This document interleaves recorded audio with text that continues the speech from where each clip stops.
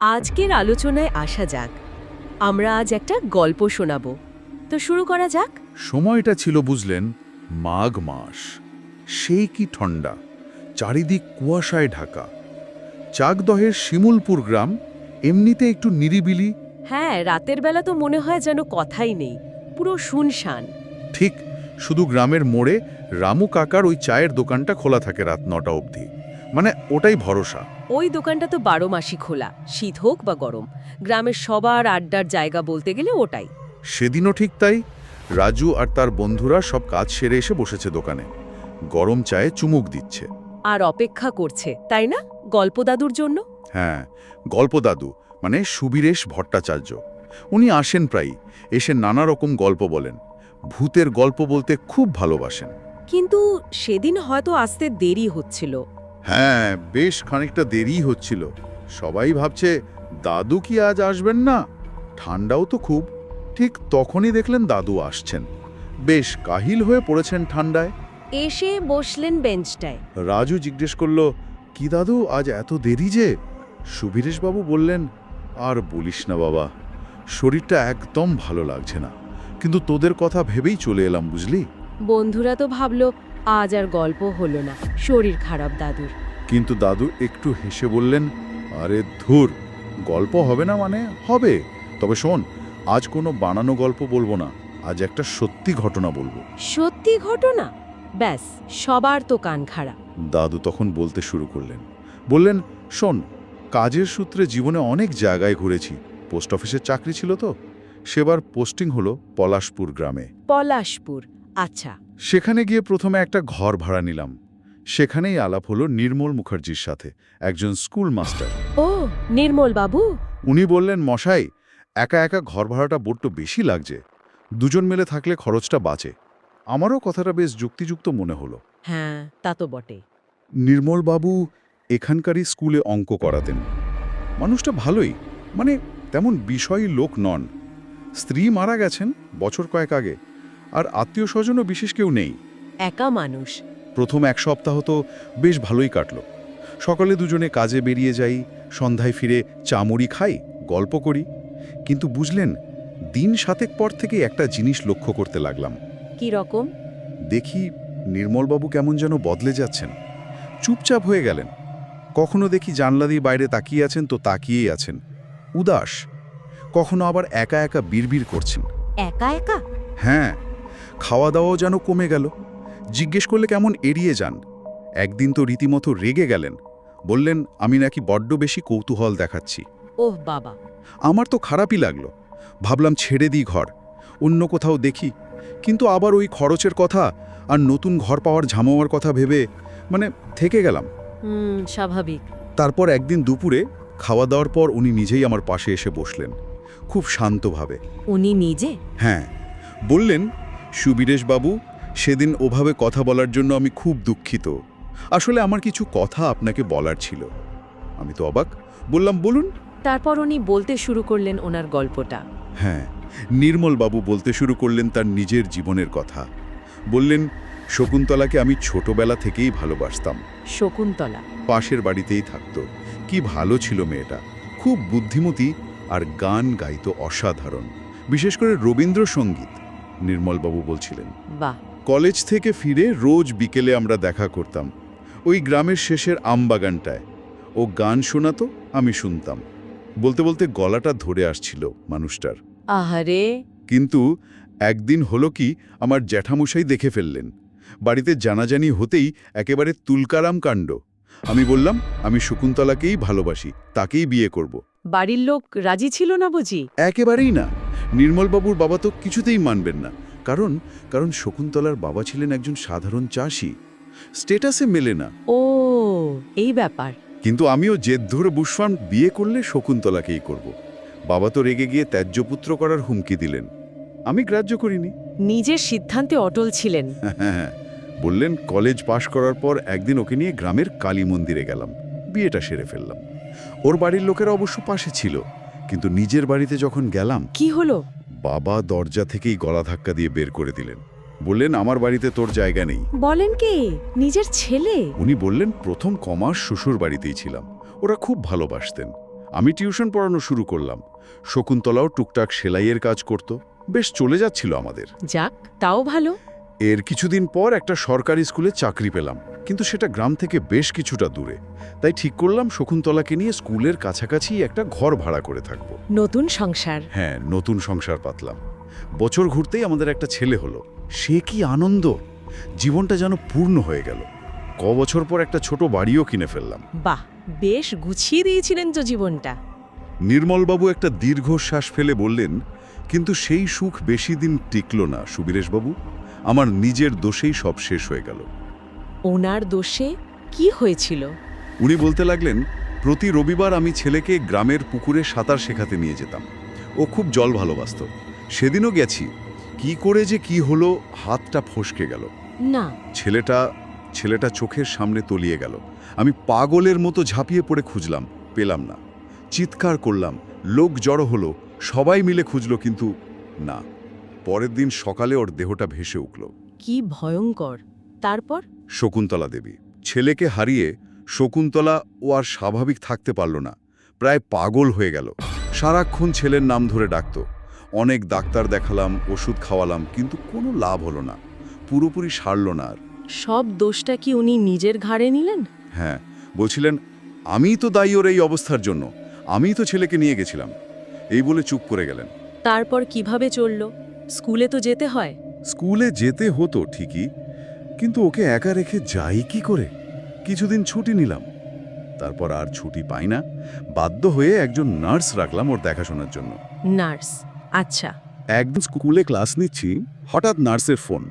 কাঁদো কাঁদো গলায় বলল, দাদা শিগগিরই আসুন, বৌদি বিছানা থেকে পড়ে গিয়ে মাথায় খুব চোট পেয়েছেন। আবার কি হলো তারপর? আমি ছুটে বাড়ি গেলাম। গিয়ে দেখি শকুন্তলা ঘুমোচ্ছে, মাথায় ব্যান্ডেজ বাঁধা। আমি ওর পাশে বসে মাথায় হাত বোলাচ্ছিলাম। চোখের জল আর আটকাতে পারছিলাম না। হঠাৎ দেখি ও চোখ মেলেছে, আমার দিকে ফ্যালফ্যাল করে তাকিয়ে আছে। তারপরে জিজ্ঞেস করলো, বাবু কই গো? আমার বাবু, তাকে কোথায় রেখে এলে তুমি? আনো আমার বাবুকে। সে কি কান্না আর চিৎকার! উফ, ছেলেটাকেই খুঁজছেন তখনও? হ্যাঁ, ওর পাগলামি যেন আরো বেড়ে গেল। নার্স একা আর সামলাতে পারছিল না। আমিও আর কি করি, স্কুলের চাকরিটা ছেড়েই দিলাম। চাকরি ছেড়ে দিলেন? সংসার চলবে কি করে? সেটাই তো। বাড়িতে কয়েকটা টিউশন পড়ানো শুরু করলাম, কিন্তু শকুন্তলার ওই অবস্থা দেখে ছাত্রছাত্রীরাও আসতে ভয় পায়। সংখ্যাটা কমতে লাগলো। এদিকেও চিকিৎসার খরচ আছে। জমানো টাকা যা ছিল সব শেষ। নার্সের মাইনে? সেটাই তো দিতে পারছিলাম না। সে বেচারিও কমাস পর চলে গেল। আমি পড়লাম অথই জলে। ভয়ানক দুশ্চিন্তা, বুঝলেন? কি করব, কোথায় যাব, কিছুই বুঝে উঠতে পারছিলাম না। তারপর? এরকমই চলছিল। একদিন মাঝরাতে ঘুমটা ভেঙে গেল। দেখি শকুন্তলা পাশে নেই। ভাবলাম হয়তো বাথরুমে গেছে, কিন্তু অনেকক্ষণ পরেও ফিরল না। কোথায় গেলেন উনি? সারা বাড়ি খুঁজলাম, বাইরে, বারান্দায়, উঠোনে, কোথাও নেই। বুকটা কেঁপে উঠল। দৌড়ে গেলাম পাশের বাড়ির সুবিমলের কাছে। ওকে ডেকে তুলে সব বললাম। সেও আমার সাথে খুঁজতে বেরোলো। পাওয়া গেল? না, সারা রাত ধরে এ গলি সে গলি, পুকুর পাড়, মাঠ, কোথাও পেলাম না। ভোরের আলো ফুটতে শুরু করলো। সুবিমল বলল, চল বাড়ি যাই, হয়তো দিনের বেলা নিজেই ফিরবে। কিন্তু আমার মন মানছিল না। হ্যাঁ, মন তো মানবে না। আমি আবার একা বেরোলাম। এদিক ওদিক ঘুরছি। হঠাৎ দেখি পুকুরের দিক থেকে কয়েকজন গ্রামের লোক আসছে। তাদের মুখের দিকে তাকিয়েই আমার কেমন যেন লাগলো। কি রকম? চিন্তিত, গম্ভীর। একজন আমাকে দেখেই বলে উঠল, মাস্টারমশাই, একবার পুকুর পাড়ে আসুন তো। আমার বুকটা ধড়াস করে উঠল। ওদের পেছন পেছন গেলাম। পুকুর পাড়ে? সেখানে কি? গিয়ে দেখি শকুন্তলার দেহটা ভাসছে, ঠিক সেই জায়গায় যেখানে আমাদের ছেলেটা। বলতে বলতে নির্মলবাবু কান্নায় ভেঙে পড়লেন। ও না! একই জায়গায়? আমি সুবীরেশবাবু একদম চুপ। কি বলবো? উনি একটু সামলে নিয়ে বললেন, আমি আর জ্ঞান রাখতে পারিনি। জ্ঞান ফিরল ডাক্তারখানায়। শুনলাম পুলিশ এসেছিল, দেহ নিয়ে গেছে পোস্টমর্টমের জন্য। একেবারে একা হয়ে গেলেন মানুষটা। হ্যাঁ, শকুন্তলা চলে যাওয়ার পর বেঁচে থাকার আর কোনো ইচ্ছেই ছিল না। শুধু মনে হতো আমিও চলে যাই ওর কাছে। একদিন রাতে ঠিক করলাম আর না। উনি কি আবার? হ্যাঁ, ওই শাড়ি মিরে সিলিং ফ্যানি বাঁধলাম, গলায় ফাঁসটা পরালাম, চোখ বন্ধ করে শেষবারের মতো ওর মুখটা ভাবছি। যেই ফাঁসটা টানতে যাব, কি হলো? হঠাৎ অনুভব করলাম আমার কাঁধে কারো যেন একটা হাত, ঠান্ডা স্পর্শ। চুমকে পিছনে তাকালাম, দেখি দেখি শকুন্তলা দাঁড়িয়ে। শকুন্তলা মানে তার আত্মা? হ্যাঁ, তাই তো মনে হচ্ছে। নির্মলবাবু বললেন, আমি তো ভয়ে চিৎকার করে উঠেছি। ও খুব শান্ত গলায় বলল, এ কি করছো তুমি? ছি, আত্মহত্যা মহাপাপ। আত্মা কথা বলছে? আমি বললাম, তোমাকে ছাড়া আমি বাঁচব না শকুন্তলা। ও বলল, তুমি জানো না প্রেতলোকে কি ভীষণ যন্ত্রণা। আমার খুব কষ্ট হয় তোমাকে একা ফেলে এসে, কিন্তু আমি চাই না তুমিও এই কষ্টে আসো। তুমি সব ভুলে নতুন করে শুরু করো। উনি রাজি হলেন? না, আমি বললাম, এ জীবনে তুমি ছাড়া আর কাউকে ভালোবাসতে পারবো না। তখন ও বলল, বেশ, তাহলে তুমি স্বাভাবিক জীবন যাপন করো, একটা চাকরি জোগাড় করো, মন মরা হয়ে থেকো না। কথা দিচ্ছি, যখনই আমায় ডাকবে আমি আসব। এই বলে সে মিলিয়ে গেল। সত্যি আসতেন যখন ডাকতেন? নির্মলবাবুর কথা অনুযায়ী হ্যাঁ, রোজ রাতেই আসতেন। উনি ডাকলেই আসতেন। দুজনে অনেক গল্প করতেন। উনি আবার চাকরির খোঁজ শুরু করলেন। কিন্তু আগের সমস্যাগুলো, বাড়ি তৈরির ধার, চিকিৎসার খরচ? সেগুলো তো ছিলই। পাওনাদাররা খুব বিরক্ত করতে লাগলো। শেষে বাধ্য হয়ে বাড়িটা বিক্রি করে দিতে হলো। ও, কাছেই একটা ছোট ঘর ভাড়া নিলাম, এই যে এই ঘরটা যেখানে আপনি আছেন। নির্মলবাবু বললেন, কিছু টিউশন জোগাড় করলাম আবার। আর মাস কয়েক পর ভাগ্যক্রমে পুরনো স্কুলেই অঙ্কের মাস্টারের চাকরিটা আবার পেয়ে গেলাম। যাক বাবা, জীবনটা তাহলে আবার একটু সরল পথে আসছিল। মোটামুটি। কিন্তু একটা নতুন সমস্যা দেখা দিল এর পরে। আবার সমস্যা কি? নির্মলবাবু বললেন, একদিন রাতে শকুন্তলা এসে বলল, এই নতুন বাড়িতে ওর আসতে বড্ড কষ্ট হয়। কেন হয় তা বলল না। কষ্ট হয় কেন? জানি না। ও বলল, তুমি এক কাজ করো, আমাদের বাড়ির সামনে যে পুকুরটা আছে ওই পুকুরটার পাড়ে রোজ রাতে আসবে। আমি ওখানেই তোমার জন্য অপেক্ষা করব। আমি রাজি হলাম। সেই পুকুরটা যেখানে? হ্যাঁ, সেই পুকুর। পরদিন রাত প্রায় 12টা বাজে। টর্চ হাতে বেরোলাম। খুটখুটে অন্ধকার, চারদিকে শুধু ঝিঝি পোকার ডাক। বেশ খানিকটা হাঁটতে হয়। মিনিট 20 হাঁটার পর একটা বাঁশ বাগান পড়ে। সেটা পেরোলেই পুকুরটা। বাঁশবাগান? রাতে? ওই বাঁশবাগানে ঢোকার পর থেকেই কেমন যেন গা ছমছম করতে লাগলো। মনে হচ্ছে পেছনে কে যেন আসছে। টর্চের আলো ফেলে দেখি কিচ্ছু নেই, কিন্তু শব্দটা পাচ্ছি, পায়ের শব্দ। বলেন কে? ভয় পেয়ে গেলাম, প্রায় দৌড়াতে শুরু করলাম। আর ঠিক তখনই হোঁচট খেয়ে পড়ে গেলাম মাটিতে। আর পড়ার সাথে সাথেই শুনলাম কারা যেন হি হি করে হেসে উঠল। হেসে উঠল? কারা? মেয়েদের হাসি, কিন্তু সে কি ভয়ঙ্কর হাসি, গা কাটা দিয়ে উঠল। উঠে দাঁড়ালাম, দেখি আমায় ঘিরে কয়েকটা ছায়ামূর্তি দাঁড়িয়ে, আবছা অবয়ব। শুধু সাদা শাড়িটা বোঝা যাচ্ছে, আর আর চোখগুলো আগুনের গোলার মতো জ্বলছে। ওরে বাবা, এ তো ভয়ানক। আমি ভয়ে চোখ বন্ধ করে চিৎকার করে ঠাকুরকে ডাকতে শুরু করলাম, ইষ্টনাম জপ করতে লাগলাম। কিছুক্ষণ পর হাসিটা থেমে গেল। থামলো? হ্যাঁ, আস্তে আস্তে চোখ খুললাম। দেখি আমার সামনে শকুন্তলা দাঁড়িয়ে, খুব চিন্তিত মুখে। ও আমার হাত ধরে পুকুর পাড়ে নিয়ে গেল। বলল, ভয় পেয়েছিলে? উনি কি বললেন? কারা ওরা? শকুন্তলা বলল, এই বাঁশবাগান আর পুকুর পাড়টা ভালো জায়গা নয়, অভিশপ্ত। গ্রামের অনেক দুঃখী মেয়ে যাদের উপর খুব অত্যাচার হয়েছে, তারা এখানে এসে আত্মহত্যা করেছে। তাদের অতৃপ্ত আত্মারা এখানে ঘুরে বেড়ায়। দিনের বেলাতেও? হ্যাঁ, দিনের বেলাতেও নাকি অনেকে ছায়ামূর্তি দেখেছে। আর রাতে এসে তো দুজন মারাও গেছে, মানে ভয় পেয়েই হয়তো হার্ট ফেল করেছে। কিন্তু নির্মল বাবুকে কিছু করলো না? শকুন্তলা আশ্বাস দিল, না, তোমাকে আর কেউ কিছু বলবে না, ভয় দেখাবে না। নির্মলবাবু বললেন, তারপর থেকে আমি রোজ রাতেই যেতাম, আর কোনো ভয় পাইনি। শকুন্তলার সাথে দেখা করতাম, ওর মাধ্যমেই ওই অন্য আত্মাদের সাথেও আমার পরিচয় হয়েছিল। তাদের দুঃখের কাহিনী শুনতাম। এত সব শোনার পর সুবীরেশ বাবুর কি প্রতিক্রিয়া হলো? উনি বিশ্বাস করলেন? নির্মলবাবু যখন এই পর্যন্ত বলে থামলেন, চোখ দিয়ে জল পড়ছে, বললেন, এই আমার কাহিনী সুবীরেশবাবু, এই কথাই আপনাকে বলতে চেয়েছিলাম। সুবীরেশবাবু মানে দাদু বললেন, আমি তখন ঘোরের মধ্যে ছিলাম।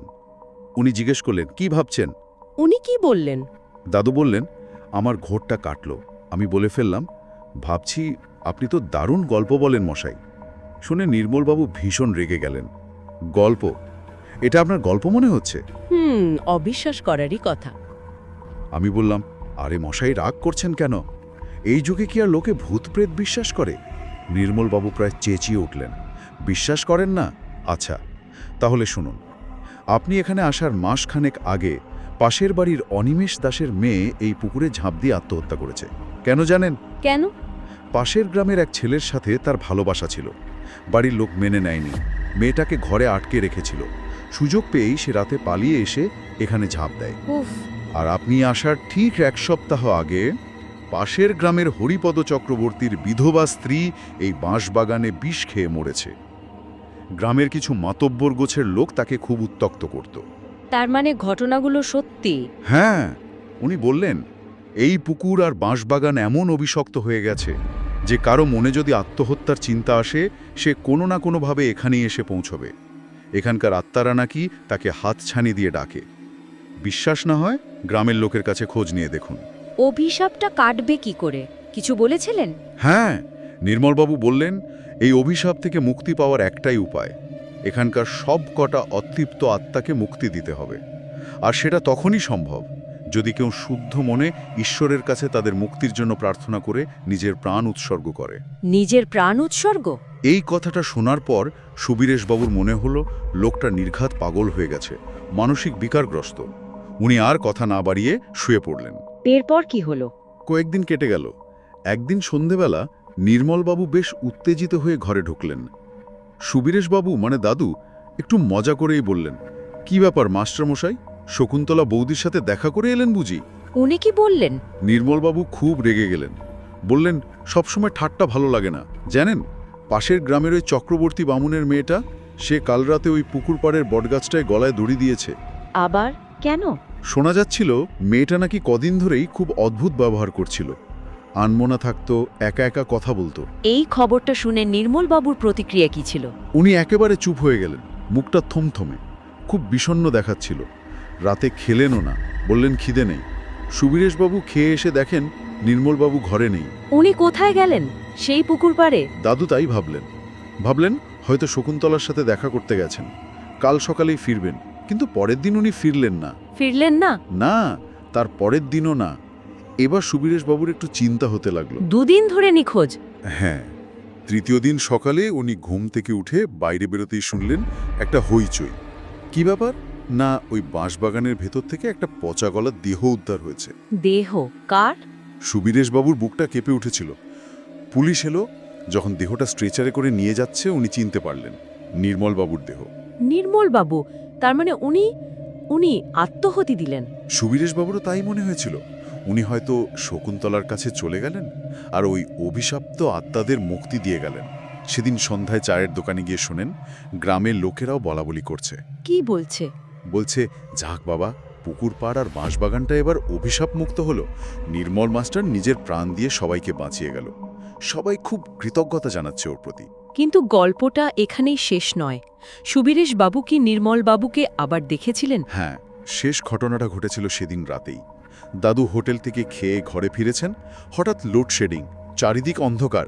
হারিকেনটা জ্বালাবার জন্য দেশলাই কাঠিটা যেই জ্বেলেছেন, কি দেখলেন? দেখেন ওনার পাশের খালি কাঠের চেয়ারটায় নির্মলবাবু বসে আছেন, চুপচাপ। বলেন কি? ভূত? দাদু তো ভয়ে চিৎকার করে উঠেছিলেন। হাত থেকে দেশলাই বাষ্প পড়ে গেল। কাঁপতে কাঁপতে বললেন, কে কে ওখানে? আপনি? উনি কি বললেন? নির্মলবাবু একটা অদ্ভুত শীতল হাসি হাসলেন। বললেন, ভয় পাবেন না সুবীরেশবাবু, আপনার কোনো ক্ষতি করতে আসিনি আমি। তাহলে কেন এসেছিলেন? শুধু এইটুকু বলতে এলাম, ওই জায়গাটা এখন সত্যিই অভিশাপমুক্ত। আমি ওই অসহায় মেয়েগুলোর আত্মাদের মুক্তি দিতে পেরেছি। আর জানেন, আমার শকুন্তলার সাথেও দেখা হয়েছে। আমরা দুজনে এখন খুব ভালো আছি, খুব সুখে আছি। তারপর? বিদায় বন্ধু, বিদায়। এই কথা কটা বলেই নির্মলবাবুর শরীরটা যেন আস্তে আস্তে হাওয়ায় মিলিয়ে গেল। মিলিয়ে গেল? হ্যাঁ, সুবীরেশবাবু আর এক মুহূর্তও দাঁড়াননি। পরদিনই ওই বাড়ি ছেড়ে অন্য একটা মেসে চলে যান। গল্পটা এখানেই শেষ করলেন গল্প দাদু? সুবীরেশ বাবু, রাজু, ওর বন্ধুরা সবাই যেন থ হয়ে বসেছিল। পুরো নিস্তব্ধতা চায়ের দোকানে। দাদু বললেন, কি রে, তোরা বাড়ি যাবি না? অনেক রাত হলো। তখন যেন সবার ঘোর কাটল। সবাই একে একে উঠে বাড়ির দিকে রওনা দিল। সুবীরেশ বাবুও তার লাঠিটা ঠুকঠুক করতে করতে অন্ধকারে মিলিয়ে গেলেন। সত্যি গায়ে কাটা দেওয়ার মতো একটা অভিজ্ঞতা।